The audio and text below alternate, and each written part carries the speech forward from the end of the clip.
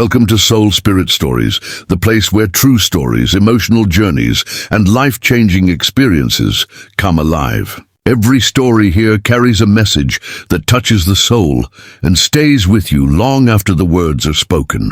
Today's story is one of compassion, understanding, and the hidden strength that often goes unnoticed. It begins in a luxurious restaurant in the heart of the city. The place was filled with soft music, elegant decor, and the faint sound of glasses clinking. People came here not just for food, but for the experience of sophistication and calm. But on this particular evening, something unusual happened. Something that would shake people's assumptions and open their eyes to a truth far greater than wealth or appearances. A man known to the world as a billionaire walked in. His wealth was so immense that newspapers often spoke about his empire, his luxury mansions, private jets, and massive businesses. He was always described as a man of control, discipline, and perfection. Wherever he went, people respected him, admired him, and even envied him. But tonight, he wasn't just a billionaire. Tonight, he was simply a father. With him was his young son. The boy was about 8 years old, with bright eyes that sometimes looked lost, sometimes full of wonder. He was autistic, something the world did not always understand. For his father, however, this child was his entire universe. No matter how busy his life became, he always made time to be with his son. He knew his son's struggles with communication, the sensitivity to sounds, the difficulty with changes in routine, and the sudden meltdowns that others rarely understood.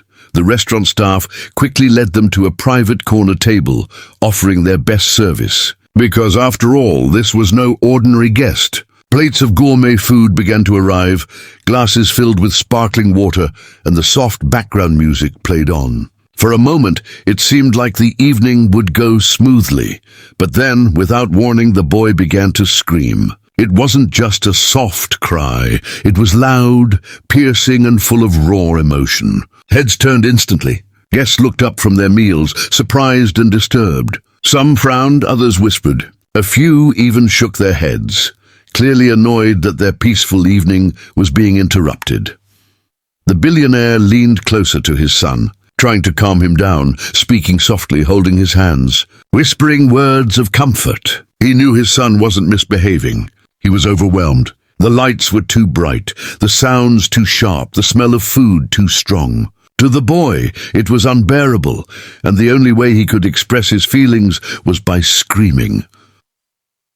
But not everyone in the restaurant understood. A woman at the next table muttered loudly, "If you can't control your child, maybe you shouldn't bring him here." A man in a suit rolled his eyes and said to his companion, "With all his money, you'd think he could hire someone to deal with that." Another guest requested the manager to do something about the noise. The billionaire heard every word. He felt the stares, the judgment, the lack of compassion. His heart ached, not because of their opinions about him, but because of how little they understood about his son. He held his boy tightly, wishing he could shield him not just from the overwhelming sensations, but also from the cruel world that refused to understand him. The restaurant manager, nervous and unsure, approached politely. "Sir, would you like us to move you to a more private space?" he asked, trying not to offend. But the billionaire could sense the hidden message. People wanted them away, hidden, invisible. He looked at his son, still struggling, still overwhelmed, and he made a choice.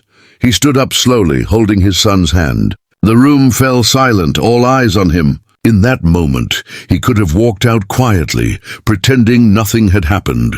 But instead, he did something unexpected. He turned to the guests, his voice calm but powerful. "You see a boy screaming?" he said. "You think he's misbehaving. You think I should control him or take him away. But what you don't see is his world. My son is autistic. His brain works differently. What feels normal to you feels unbearable to him. The lights, the sounds, the smells, they can be too much. And when it overwhelms him, he screams not to disturb you, but because he doesn't know how else to cope." The room was frozen. No one moved, no one spoke. His words cut through the judgment like a knife through glass. he continued, his eyes shining with emotion. I can buy this restaurant if I want to. I can build 100 more. But none of that matters. What matters is that my son feels safe, loved, and understood. And if his presence, his cries make you uncomfortable, perhaps it is not him who needs to leave, but your lack of compassion. The silence grew heavier. Some lowered their eyes in shame. Others looked at the boy with a new softness in their gaze. The billionaire knelt down, hugging his son. The boy's screams slowly softened into whimpers and then into silence as he felt the comfort of his father's embrace. For him, that embrace was the safest place in the world. Among the guests, an elderly woman stood up. She walked over to the father and gently placed a hand on his shoulder. "He's a beautiful child," she said softly.